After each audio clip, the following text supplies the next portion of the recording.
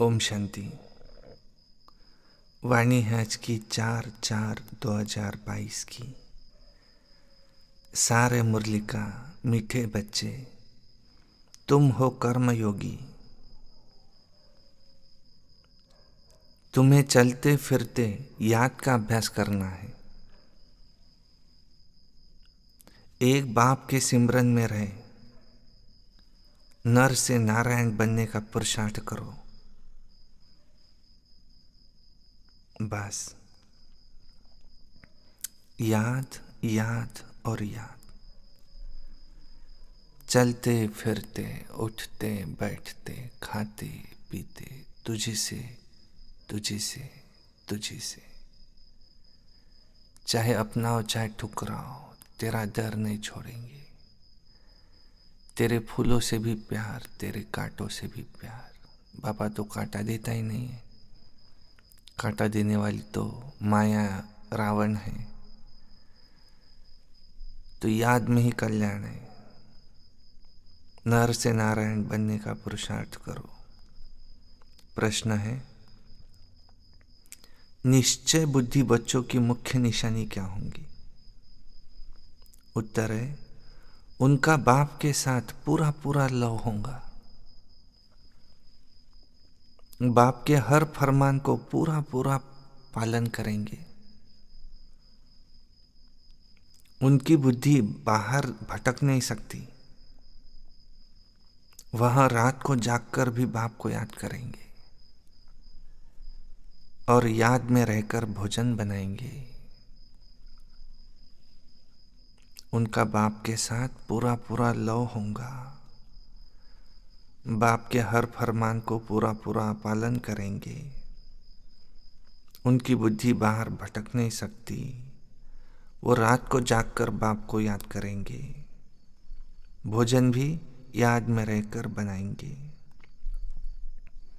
गीत है, तूने रात गवाई सो के, दिवस गवाया खा के। ओम शांति। पहले तो तुम बच्चों को निश्चय होना चाहिए कि बाबा यहाँ का निवासी तो नहीं है, वो तो परम धाम से यहाँ आकर हमको पढ़ाते हैं। क्या पढ़ाते हैं? ऊंचे से ऊंचा बाप, तो ऊंचे से ऊंची पढ़ाई, मनुष्य से देवता बनने की पढ़ाई। यह पढ़ाई प्रसिद्ध है। इस पढ़ाई से असुर से देवता अथवा बंदर से मंदिर लायक बनते हैं। इस समय देखो, मनुष्य की शक्ल भल मनुष्य की है, परंतु विकार बंदर से भी जास्ती है। शक्ल भल मनुष्य की है, परंतु विकार बंदर से भी जास्ती है। बंदर से तो मनुष्य में बहुत ताकत है, सीखकर ताकत पाते हैं। तो यहाँ भी कोई तो बाप से सीखकर स्वर्ग की राजधानी स्थापन करते हैं और कोई फिर साइंस सीखकर नरक का विनाश करते हैं। तो बरोबर स्थापना और विनाश का कार्य अब चल रहा है। विनाश हमेशा पुरानी चीज का होता है। वह तो सब रावण को ही सलाम करते हैं। सिर्फ तुम ही हो जो राम को सलाम करते हो। तुम बच्चे राम और रावण दोनों को जानते हो। मनुष्य कहते हैं व्यास ने गीता सुनाई और उसमें जो भगवान शब्द लिखा हुआ है वह सत्य है, परंतु भगवान का नाम बदली कर झूठा कर दिया। बाबा कितना समझाते हैं प्रदर्शनी में, सिर्फ एक बात ही समझ जाए ना, तो गीता का भगवान निराकार शिव है, न कि मनुष्य। ये भी समझते नहीं तो ये भी ड्रामा में नूंद है। सिर्फ सन्यासी ही है जो अपने को दुखी नहीं समझते, और वास्तव में वह भी दुखी है जरूर, परंतु कहते हैं कि हम दुखी नहीं हैं। या तो कह देते हैं शरीर दुखी होता है, आत्मा थोड़ी दुखी होती है। क्योंकि वो क्या कहते हैं, आत्मा सो परमात्मा है और वो कैसे दुखी होगा। तो यह है उनका उल्टा ज्ञान। अब यहाँ क्या है? यहाँ है ही झूठ खंड। भारत ये स्वर्ग था, सचखंड था, बाप समझाते हैं ड्रामानुसार दिन प्रतिदिन दुख बढ़ता ही जाएगा। भलो कितने भी यज्ञ दान पुण्य आदि करे ना, परंतु परिणाम देखो क्या निकला, नीचे ही गिरते आए। तो इस समय 100% भ्रष्टाचारी नरकवासी बन पड़े हैं। इसलिए तो बाप को आना पड़ता है। वो अपने समय पर आते हैं, सब समय पर होता है। जब सब दुखी है और सब एक्टर आ चुके हैं, थोड़े आते भी रहते हैं, मेजॉरिटी तो आए हुए हैं। अर्जुन तो बहुत लोग दुखी होंगे, भगवान को याद करेंगे। और तुम कितने भाग्यशाली हो, तुमको तो भगवान खुद पढ़ाते हैं। तो कितना अच्छी रीति पढ़ना चाहिए। बाप, टीचर, सदगुरु तीनों तुमको इकट्ठे मिले हैं। तो देखो अब किसके पास जाए। बाप कहते हैं भल गृहस्थ व्यवहार में रहो, परंतु मुझ निराकार परमात्मा की मत पर तो चलो, तो तुम श्रेष्ठ बन सकते हो। और कोई गुरु गोसाई की मत पर नहीं चलो, अब सिर्फ मेरी एक मत पर चलो। तुम पूछते हो ना कि परमपिता परमात्मा से तुम्हारा क्या संबंध है। गॉड फादर है तो जरूर बाप से वर्षा मिलना चाहिए ना, नई दुनिया का। तो किसकी भी बुद्धि में ये नहीं आता है कि वो फादर है, और फादर माना रचयिता, तो वो स्वर्ग की रचना रचने वाला है, परंतु वह है निराकार। आत्मा भी निराकार है। तो ये मनुष्य को पता ही नहीं है आत्मा का क्या रूप है, परमात्मा का क्या रूप है। आत्मा अविनाशी है, परमात्मा भी अविनाशी है। हर एक आत्मा में अविनाशी पार्ट भरा हुआ है। तो ये बातें जब सुनते हैं तो मनुष्य की बुद्धि एकदम चक्र जाती है, चक्री में आ जाती है। बाबा कहते जिन्होंने कल्प पहले वर्षा लिया वो पुरुषार्थ अनुसार ये सब बातें समझ जाएंगे। अब तुम बच्चों की बुद्धि में तो पक्का निश्चय है, बाप के साथ लव भी है। शिव बाबा का फरमान है कि खाते पीते मुझे याद करो, बस। याद से विकर्म विनाश होंगे, याद से ऊंच पद पाएंगे, याद से हम बाप समान बन जाएंगे। और कोई तो भल यहाँ बैठे हैं परंतु बुद्धि बाहर भटक रही है। जैसे भक्ति मार्ग में होता है, यह है ही माया का राज्य। बुद्धि बाहर चली जाती है, धारणा होती नहीं।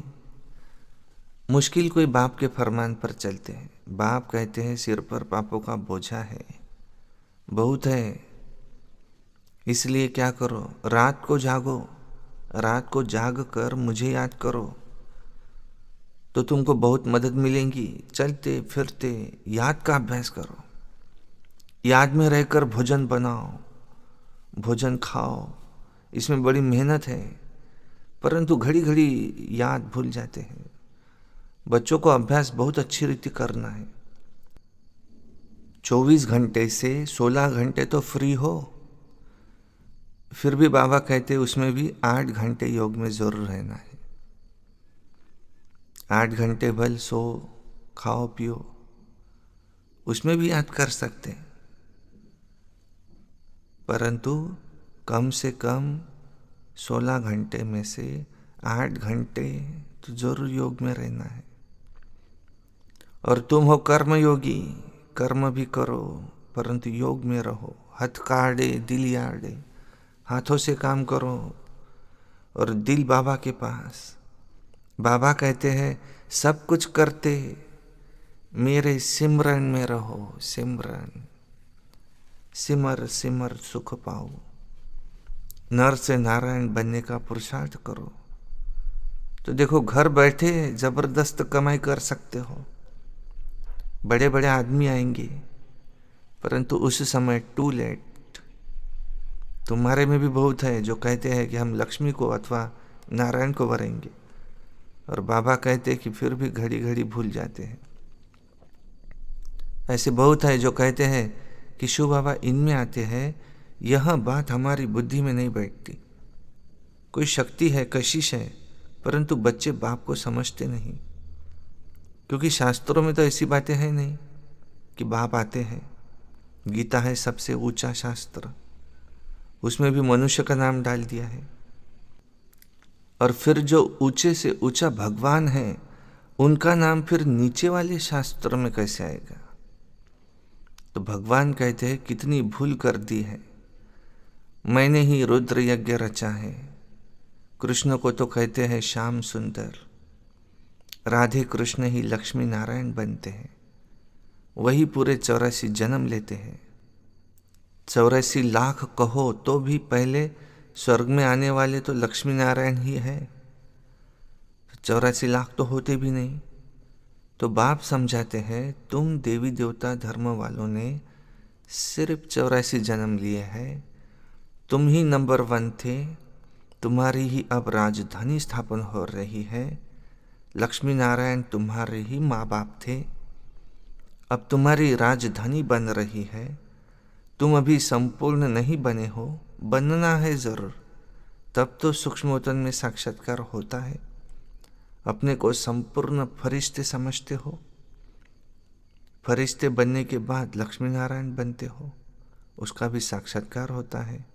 तत्वम तुम बन रहे हो, कितना अच्छी रीति समझाया जाता है। आजकल स्कूलों में भी गीता पढ़ाते हैं, जो पढ़कर होशियार हो जाते हैं वो फिर दूसरों को पढ़ाएंगे तो पंडित बन जाते हैं, सुनने वाले भी ढेर फॉलोअर हो जाते हैं। जबान मीठी है, अच्छी रीति से श्लोक आदि कंठ कर लेते हैं, परंतु मिलता तो कुछ भी नहीं, तमो प्रधान तो बन ही गए। तो बाबा आकर हमें सतो प्रधान बनाते हैं, सभी नंबरवार पुरुषार्थ अनुसार बनते हैं। सब आत्माएं तो शक्तिवान हो नहीं सकती ना, तो बाप तो सर्वशक्तिवान कहेंगे, लक्ष्मी नारायण को नहीं कहेंगे। शक्ति की बात अभी की होती है, क्योंकि अभी तुम यथाशक्ति राजाई ले रहे हो, अभी तुमको वर मिल रहा है। बाप कहते अमर भव, जीते रहो। सतयुग में तुमको काल नहीं खाएगा, वहाँ तो मृत्यु अक्षर ही नहीं है। ऐसे नहीं कहेंगे कि फलाना मर गया। महाकाल का मंदिर भी है, उसमें सिर्फ शिवलिंग रख झंडियाँ आदि लगा देते हैं। ऐसे पत्थर, बहुत पत्थर होते हैं कि जिसको सोना लगा रहता है, फिर घिस घिस कर बनाते हैं। नेपाल में नदी की रेत में सोना बहकर आता था। सतयुग में तो तुमको सोना बहुत मिल जाता है, अब तो सोना है ही नहीं, एकदम खलास हो गया है, खानियाँ सब खाली हो गई है। और स्वर्ग में तो सोने के महल बनते हैं। तो फिर से हम अपने स्वर्ग की स्थापना कर रहे हैं। ऐसे बहुत बच्चे हैं लिखते हैं कि बाबा हम आपके बन गए, कभी देखा भी नहीं है। बाबा कहते हैं अभी तुम अमर लोक के लिए शिव बाबा से अमर कथा सुन रहे हो। निश्चय से ही विजय होती है, निश्चय भी पक्का होना चाहिए। अच्छा, मीठे मीठे सिके लधे बच्चों प्रति माता पिता बाप दादा का याद प्यार और गुड मॉर्निंग। रूहानी बाप की रूहानी बच्चों को नमस्ते, और हम रूहानी बच्चों की रूहानी बाप दादा को याद प्यार गुड मॉर्निंग नमस्ते। धारणा के लिए मुख्य सार है। नंबर 1, निश्चय बुद्धि बन, एक बाप से पूरा पूरा लव रखना है। बाप के फरमान पर चल, माया पर जीत पानी है। 2 नंबर है, शरीर निर्वाह अर्थ कर्म भले करते रहो, परंतु कर्म योगी बनना है। याद का चार्ट 8 घंटे तक जरूर बनाना है।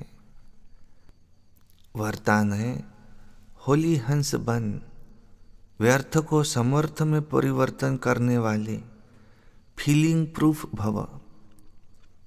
सारे दिन में जो व्यर्थ संकल्प, व्यर्थ बोल, व्यर्थ कर्म, व्यर्थ संबंध संपर्क होता है, उस व्यर्थ को समर्थ में परिवर्तन कर दो। व्यर्थ को अपनी बुद्धि में स्वीकार नहीं करो। अगर एक व्यर्थ को भी स्वीकार किया तो वह एक अनेक व्यर्थ का अनुभव कराएगा, जिसे कहते हैं फीलिंग आ गई। इसलिए होली हंस बन, व्यर्थ को समर्थ में परिवर्तन कर दो, तो फीलिंग प्रूफ बन जाएंगे। कोई गाली दे, गुस्सा करे, आप उसको शांति का शीतल जल दो। यह है होली हंस का कर्तव्य। स्लोगन है, साधना के बीज को प्रत्यक्ष करने का साधन है बेहद की वैराग्य वृत्ति। मातेश्वरी जी के अनमोल महावाक्य। नंबर 1, परमात्मा को त्रिमूर्ति क्यों कहते हैं? परमात्मा को त्रिमूर्ति क्यों कहते हैं? उन्होंने कौन से 3 रूप रचे हैं? अवश्य उन्होंने 3 रूप ब्रह्मा, विष्णु, शंकर के रचे हैं।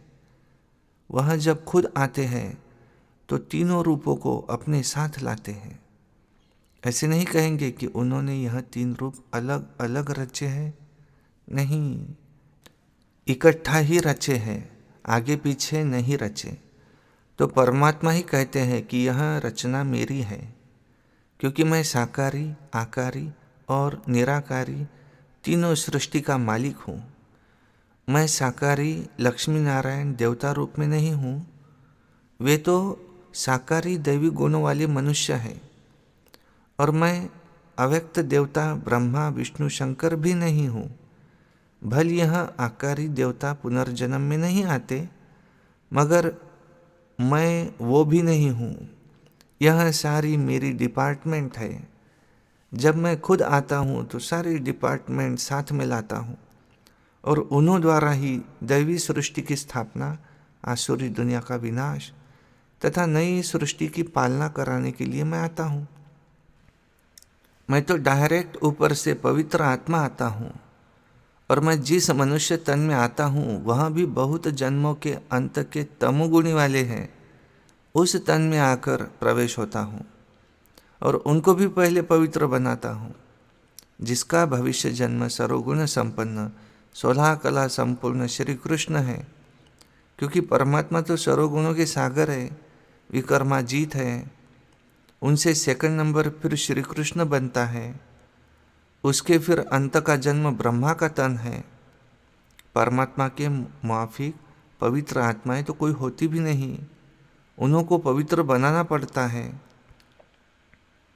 इसलिए परमात्मा को ही सुप्रीम सोल कहते हैं। 2 नंबर है, बिगड़ी हुई तकदीर बनाने वाला वो परमात्मा है। अब यहाँ तो सब मनुष्य जानते हैं कि तकदीर बनाने वाला वो एक ही है, परमपिता परमात्मा। परमात्मा को कहा जाता है तकदीर का मालिक। वो आकर हम आत्माओं की तकदीर बनाते हैं। जो बिगड़ी हुई तकदीर है उन्हों को नया बनाने वाला वो परमात्मा है। बाकी यहाँ जो मनुष्य कहते हैं तकदीर बनाना व बिगाड़ना परमात्मा के हाथ में है, अब यह कहना सरासर भूल है। तकदीर बनाना परमात्मा के हाथ में है, परंतु जब मनुष्य उस तकदीर बनाने वाले को भूलते हैं तो तब उनकी तकदीर बिगड़ जाती है। तो गोया तकदीर को बिगाड़ना मनुष्यों के हाथ में है। जब मनुष्य अपने आप को भूलते हैं, अपने बाप को भूलते हैं, तब ही तो मनुष्य से उल्टा कार्य होना शुरू होता है, और उसके कारण वो अपनी तकदीर को लकीर लगाते हैं। तो बिगाड़ने वाला मनुष्य हुआ ना, और बनाने वाला तो वो परमपिता परमात्मा हुआ। इसलिए तो परमात्मा को सुख का दाता कहते हैं, न कि दुख का दाता कहेंगे। देखो, जब परमात्मा स्वयं ही इस सृष्टि पर अवतरित होते हैं तो सभी मनुष्यों की बिगड़ी हुई तकदीर बनाते हैं, अर्थात सबको सद्गति में ले जाते हैं, सद्गति दे देते हैं। तभी तो परमात्मा को सभी मनुष्य आत्माओं का उद्धार करने वाला कहते हैं ना। तो परमात्मा कहते हैं, बच्चे मैं इस संगम पर आता हूँ, आकर के सब की तकदीर बनाता हूँ। ऐसे नहीं कोई की तकदीर बने और कोई की न बने, परंतु परमात्मा तो सब की तकदीर बनाते हैं, क्योंकि सभी मनुष्यों का सारी सृष्टि से संबंध है। तभी तो परमात्मा के लिए कहते हैं कि तकदीर बनाने वाला जरा सामने तो आओ।